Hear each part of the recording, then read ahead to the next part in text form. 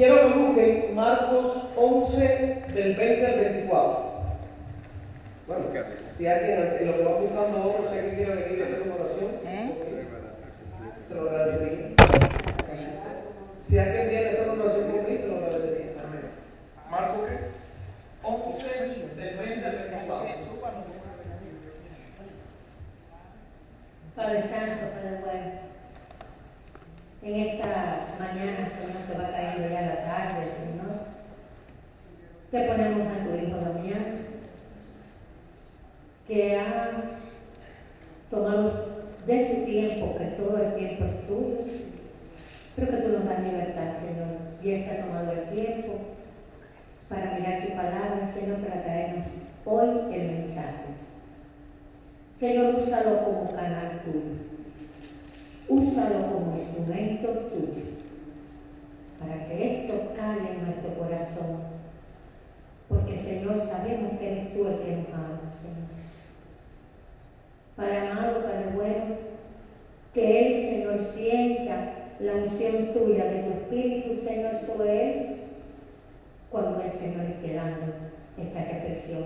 Y todo esto te lo pedimos en tu nombre, por la intercesión de la Virgencita María, por el poder del Espíritu Santo, tú que vives y reinas por los siglos de los siglos. Amén. Dios te bendiga. Marcos 11, ¿qué?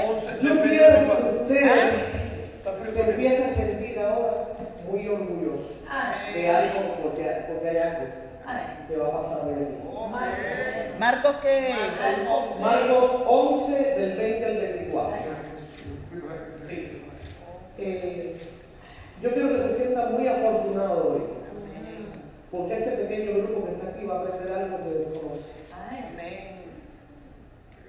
Y cuando usted aprende algo que desconoce, y ese algo va a desatar el poder de Dios en su vida, créame que usted hoy se va a ir muy afortunado aquí. Vamos a leer, si alguien quiere leerlo, para que yo tengo que ponte de pie, venga aquí, porque caminé aquí con el micrófono, para que se oiga bien. Porque todo se está grabando. No, del 20 al 24. Del 20 al 24.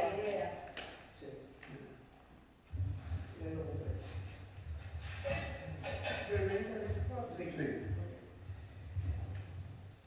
A la mañana siguiente pasaron a la higuera y vieron que se había secado de raíz.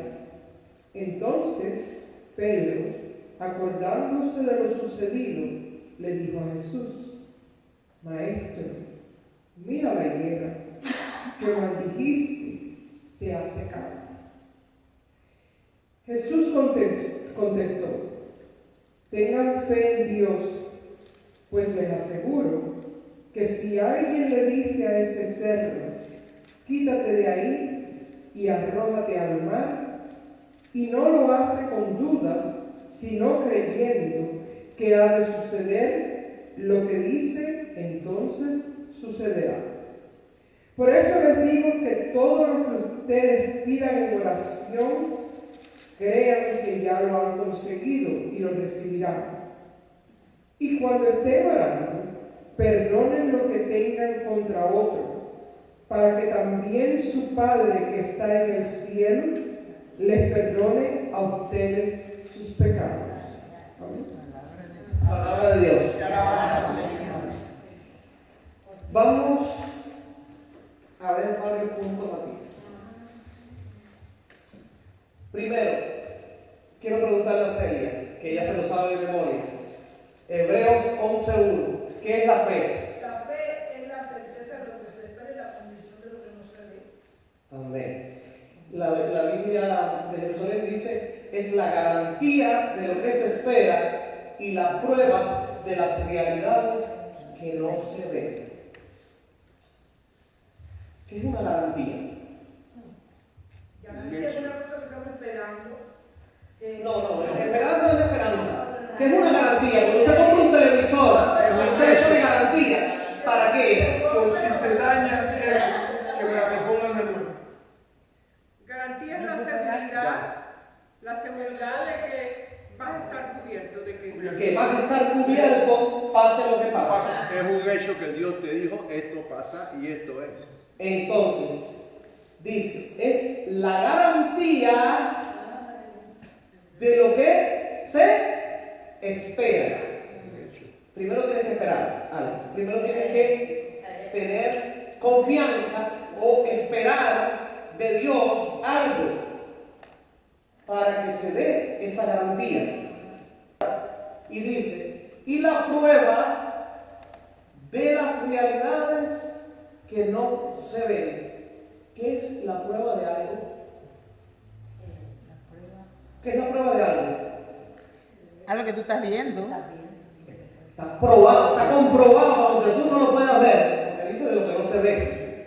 Es decir, tú estás completamente convencido que eso que tú esperas es real, que eso que tú no ves es real. Y por el hecho de no verlo, no significa que no sea real. Nosotros no vemos las ondas de radio. ¿Y quién duda aquí de que radio existe? No se ven. Entonces hay muchas realidades que no vemos, pero estamos convencidos que existen. Yo nunca he ido a China, pero yo creo que China existe porque me lo han dicho. Y creo en otros, en lo que otros me han comentado que sí han estado allí. Nuestra vida está llena de actos de fe. Aún aquellos que no tienen fe en Jesucristo. ¿Por qué? Porque nos pasamos la vida creyendo lo que otros nos dicen. Pero el otro no puede estar engañando. ¿Sí o no? Hay una persona que dice que esto es azul y otra dice que es rojo. Y yo puedo creer el que yo quiera. Si yo considero que es azul, voy a creer que dice que es azul. Pero si lo creo que es rojo, voy a decir que está bien el que dice que está rojo. Estoy haciendo un acto de fe en eso que dicen ellos, porque yo creo que es lo más correcto, pero que los dos podemos estar equivocados. Entonces la vida humana está llena de actos de fe. Ahora, la diferencia está en que esta fe de la que hablamos no es una fe en cualquier cosa, ni en lo que yo crea o deje de creer. Es una fe en la revelación de Jesucristo, en la persona de Jesucristo. Y esa fe es la garantía de que aquello que yo deseo, aquello que yo espero en Dios, va a ser. Y que aun cuando yo no lo vea, yo tengo la prueba de que así es. Es una certeza absoluta.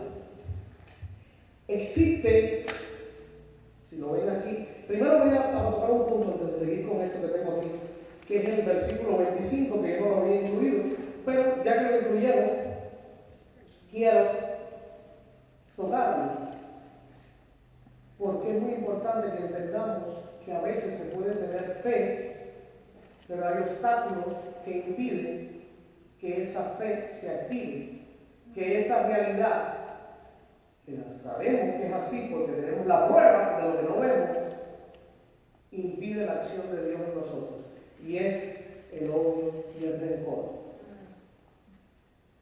Aquí debía estar ahora una persona que vino a la misa en la mañana y me dijo, voy a buscar a mi esposo y regreso. Nunca regresó. Pero el jueves esa persona nos pidió oración porque le descubrieron un cáncer. Y mientras estábamos orando, yo sentía que él tenía puesto como una coraza. Y le decía, ¿usted está experimentando algo mientras yo siento el poder de Dios? Pero yo quisiera saber si usted lo está sintiendo. Y dice, no, yo no siento nada. Confirmado, usted tiene una coraza. Usted tiene que perdonar a alguien. Y me hizo así con la cabeza. Muy fuerte. Y el Señor me puso, a quien tiene que perdonar es al jefe. Y yo no me atreví a decirlo porque era una persona mayor. Algunos que están aquí estaban presentes. Y yo no me atreví a decir es el jefe. Yo decía, este señor tiene que estar jubilado. ¿Cómo que es jefe? ¿Qué jefe no es este señor? Y yo me seguí y el Señor sigue diciendo, es jefe. Yo no lo dije en ese momento. Y dije, perdone a esa persona. Vamos a hacer esto. Haga esta oración. Le expliqué cómo hacerlo. Acerque a su sacerdote, confiésese. Si no me lo quiere decir a mí, hable con un sacerdote, hable con él. Confiésese. y la semana que viene volvemos a orar por usted. Se aparece con el ahorita. Porque se fue a las 8 de la mañana, nos sacó la misa y me dijo, vengo ahora, voy a buscar a mi esposa. Y no sé qué habrá pasado en el camino, no sé yo. Y cuando yo estábamos sentados, el Señor sigue diciendo, es jefe. Y le dije, bueno, ya. Le dije, venga acá, déjame hacerle una pregunta. Porque entre tantos miles de personas que pudo haber sido, por el que tenía hoy, le dije, es el jefe al que usted tiene que perdonar. El Señor se quedó así y me miró. Yo dije, no, parece que no, porque no reaccionó, se quedó como así, mirando. Y a los 5 minutos, a los ratitos, a los instantes, me dijo, sí, es un asunto de trabajo. Es al jefe al que tengo que perdonar. Entre tantos miles de millones, el hijo, el primo, el sobrino, el Señor me dijo, es al jefe que tengo que perdonar. Yo no sé la situación, a lo mejor perdió el trabajo, a lo mejor el jefe hizo salario que. El caso es, yo no lo conozco, pero ese odio estaba impidiendo que él experimentara la gracia de Dios. Y está obstruyendo que aunque tengamos fe nosotros, tenga fe, el poder de Dios se manifieste en su vida sanadora. Porque el odio es la raíz de muchos males. Entonces, esto fue extra porque leímos el versículo que no lo tenía puesto, pero ya que salió, pues vamos a hablarlo. Sigamos con la fe.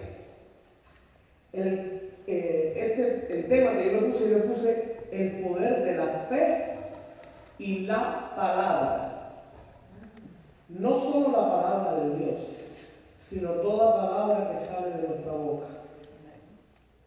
Existe una interrelación mística, vamos a llamarla así, entre el decir o declarar y la fe. Cuando usted está completamente convencido de algo que usted sabe, usted se lo guarda o usted se lo cuenta a todo el mundo. Usted se queda callado si sabe que lo que usted está diciendo es completamente verdad y que descubrió el agua con azúcar y que eso es así. ¿Usted se queda callado? No, Se lo cuenta a todo el mundo. Oye, descubrió agua con azúcar. ¿Sí o no? Cuando usted no está tan seguro de que algo sea verdad, por prudencia, por miedo a ser el ridículo, por miedo a estar en el error, ¿qué uno hace? Se calla. Pues así mismo ocurre con la fe. Cuando usted declara en fe, es porque usted está creyendo en su corazón que eso va a ocurrir o está ocurriendo. Cuando usted se calla, es porque tiene miedo a equivocarse, miedo al error. Y en ese punto, de hecho, te lo acabo de demostrar con esa palabra de conocimiento que Dios me dio. Dios me está diciendo, es el jefe. Yo no lo dije, yo no me atreví. Yo le dije, usted tiene que perdonar, pero yo le decía que hasta que ya tanto fue que dije, bueno, el Señor es el jefe. Es el jefe. Y el Señor lo confirmó, es el jefe. Entonces, si yo no lo llego a decir, el efecto no hubiera sido el mismo. Como cuando uno a veces da palabras de conocimiento, como el ejemplo de la hermana que esta semana estuvimos en San Benito, en el grupo de oración, y era de ahí.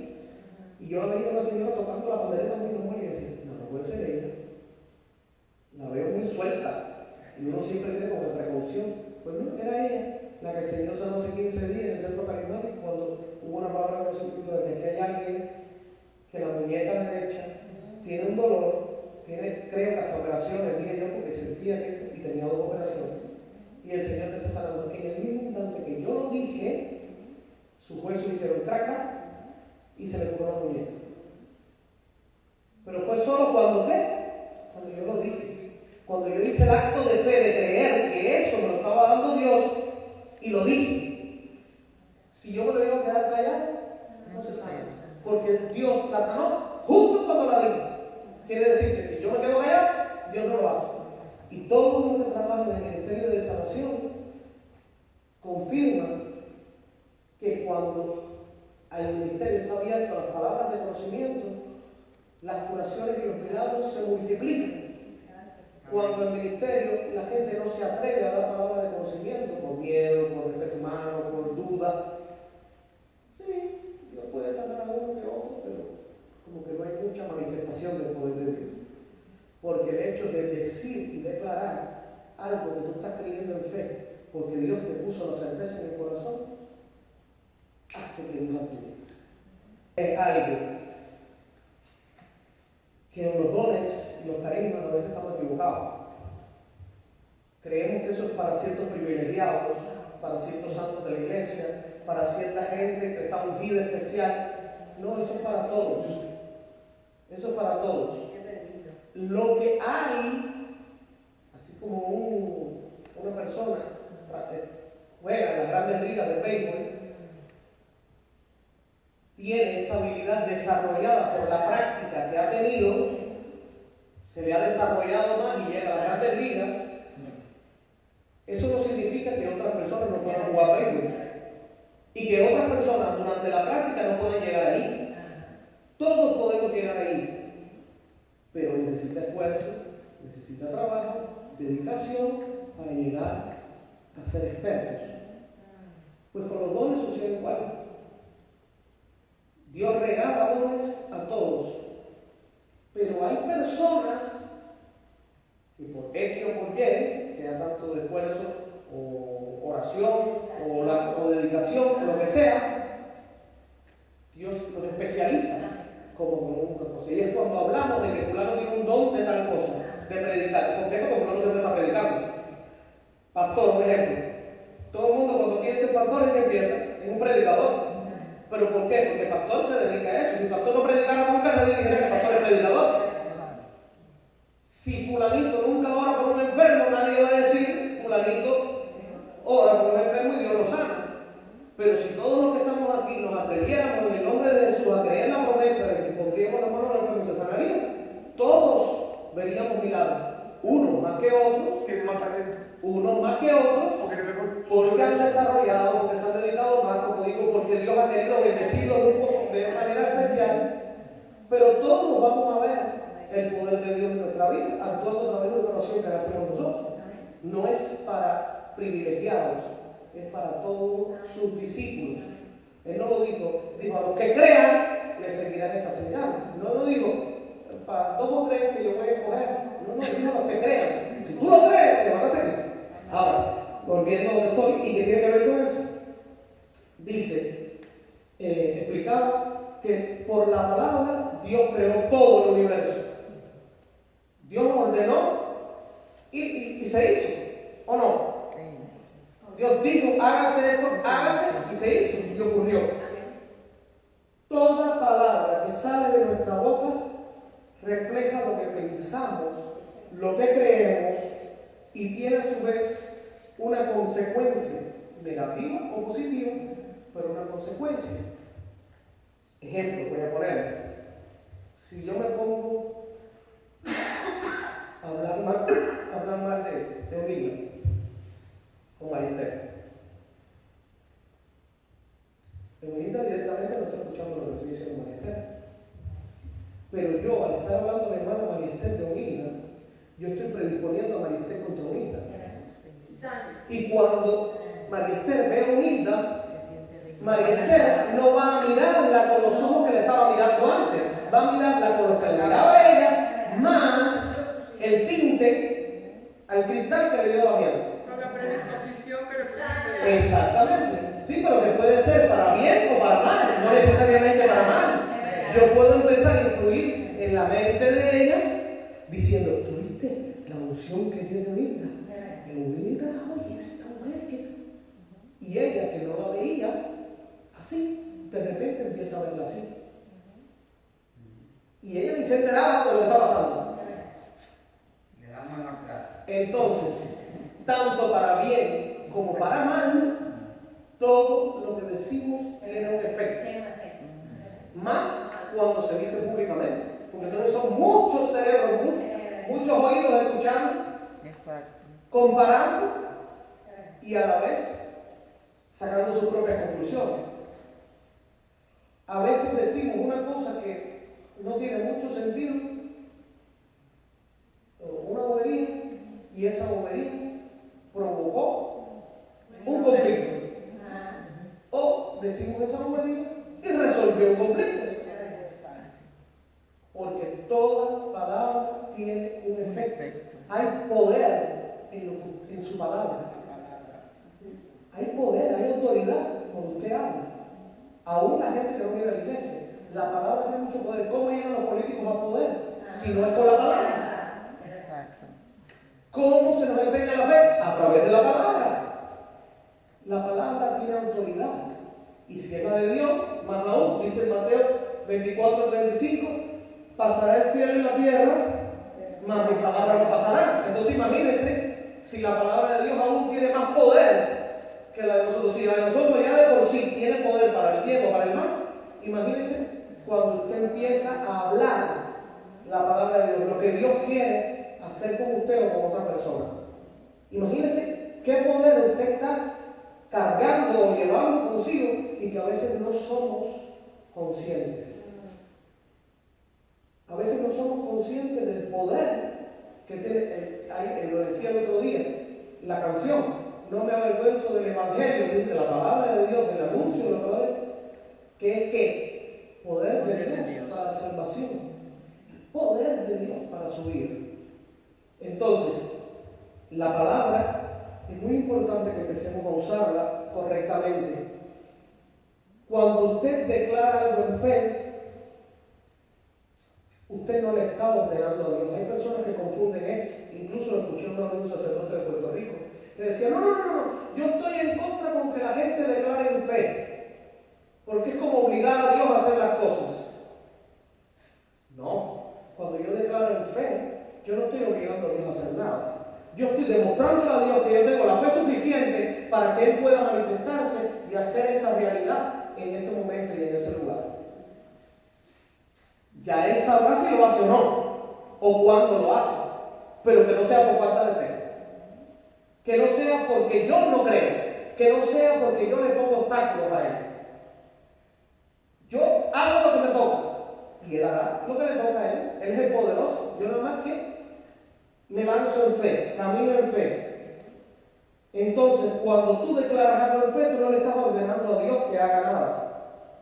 Tú estás manifestando esa fe, como te decía, de lo que tú crees. Tú te diriges al objeto, es decir, tú te diriges a la enfermedad, tú te diriges al problema revestido en el poder de Jesucristo y con la autoridad de Jesucristo, tú te diriges a ese problema y le dices, en el nombre de Jesús, vete. En el nombre de Jesús, sécate enfermedad. En el nombre de Jesús, el mismo texto lo dice. ¿Qué hizo Jesús el día antes cuando pasó por allí? Le dijo a la higuera, ¿qué dijo? La maldita, porque no tenía fruto. ¿Qué ocurrió al día siguiente?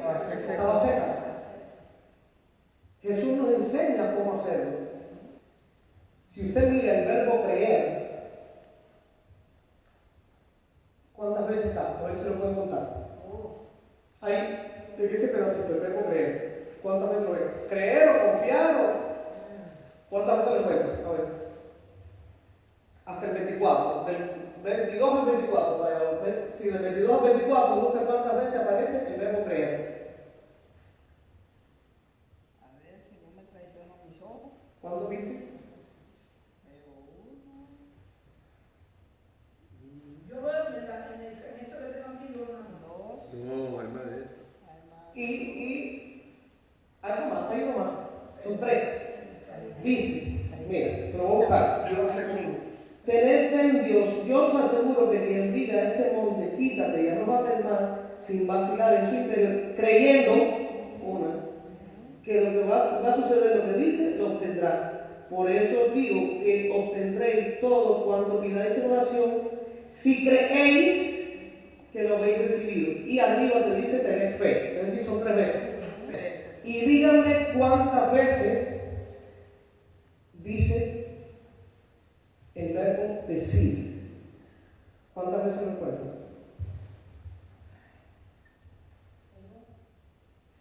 Decir. 3, tengo yo el mío, pero ustedes pueden encontrar los más.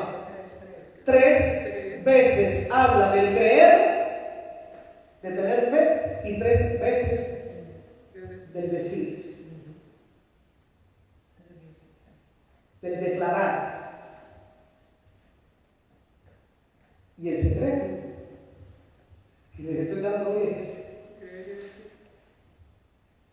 si es importante tener fe, tan importante es decirlo y declararlo en fe. 50-50, como dicen los americanos. El Padre de Jesús. 50-50. 50% de fe y 50% de declararlo. Cuando usted lo declara, ocurre. ¿Qué dice Jesús? Cuando yo les digo que le diga, sin dudar, creyendo, sucederá, lo obtendrá, de acuerdo a la versión de la Biblia. Pues le aseguro que si alguien le dice, eso le dice eso. Alguien le dice, como dice, se le concederá. Es decir, ahora mi pregunta, ¿ustedes se habían dado cuenta de eso? ¿Qué es tan importante el creer como el decir? Pues ese es el secreto y por eso te dije que eres afortunada de estar hoy aquí. Y voy a empezar a decir algo más y después voy a contarle muchos testimonios. Como tenemos tiempo, hay un problema que tenemos y es un problema psicológico, inconsciente a veces, y solemos orar de esta manera, que le voy a poner el ejemplo. Señor, si es tu voluntad, y cuando estamos diciendo eso, ya en el fondo estamos diciendo, yo sé que tú no me vas a dar, dame esto o aquello. Y espérate, ahora voy a explicarte por qué. No es que tú no quieras, porque Dios va a hacer su voluntad, que tú quieras o no quieras, o no. ¿Quién puede obligar a la voluntad de Dios a hacer algo? Dígame a alguien aquí que pueda obligar a... Entonces, no se preocupe si es voluntad de Dios, usted pídale. Él de todas formas va a hacer su voluntad. Él no va a hacer nunca la tuya. Voy a votar por este diácono.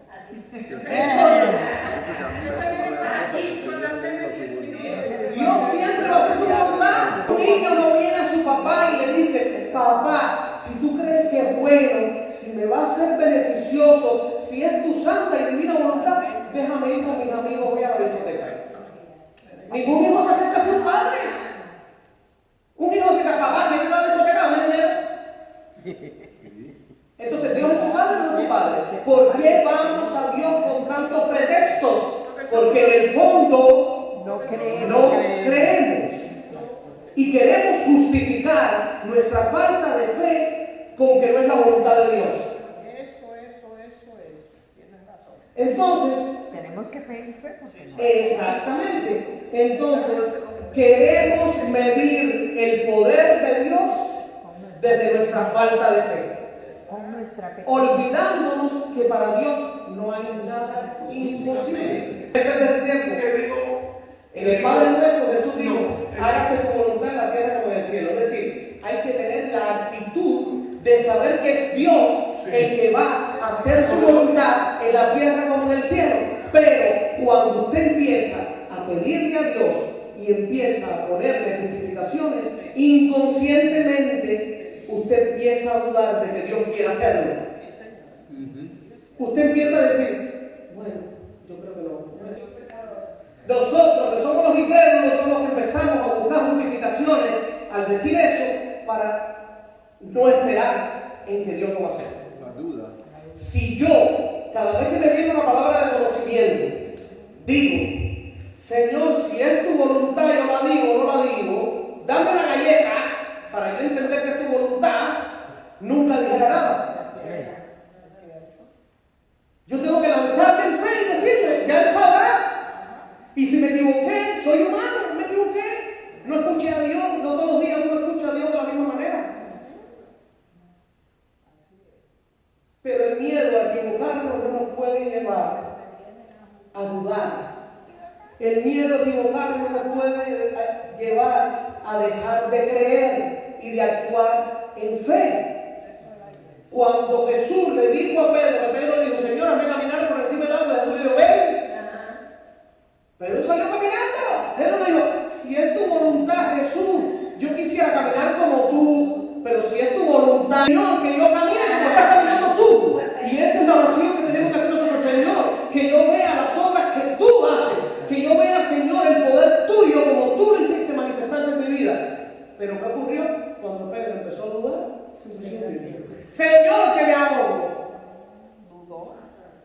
Estas palabras a veces, al momento, uno las escucha y no las entiende. Después que uno meditando empieza a entender y a ver, porque el Espíritu Santo sigue revelando y actuando en su palabra. Entonces, como decía, medimos a Dios desde nuestra poca fe. ¿Qué dice Mateo 13:58? No pudo hacer casi milagros porque no tenía fe. Quiere decir que la condición para que Dios pueda manifestarse es la fe, pero una fe activa, la fe que va junto con el verbo creer, junto con el verbo decir, declarar. Jesús te dijo, si le dices a este cerdo, él no dijo, si te pides al Padre, y si es tu voluntad, arranca este cerdo y planta la verdad. No, él dijo, dirígete al cerdo, dirígete a la montaña, dirígete al problema y dile, te ordeno que te levantes y te vayas. Sucederá.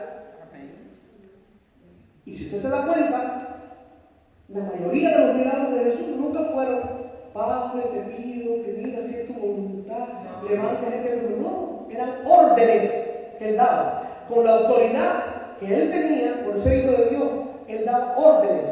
Levántate y anda, extiende tu mano, tu fe te ha sanado. Eran declaraciones, no eran, ay Dios, mira, y nosotros no acabamos de aprender de Jesús. Jesús es el modelo, Él se hizo hombre, no para que usted diga, ay mira qué lindo lo hacía Él porque era Dios y yo no. No, Él lo hizo para que usted haga lo mismo que hizo Él.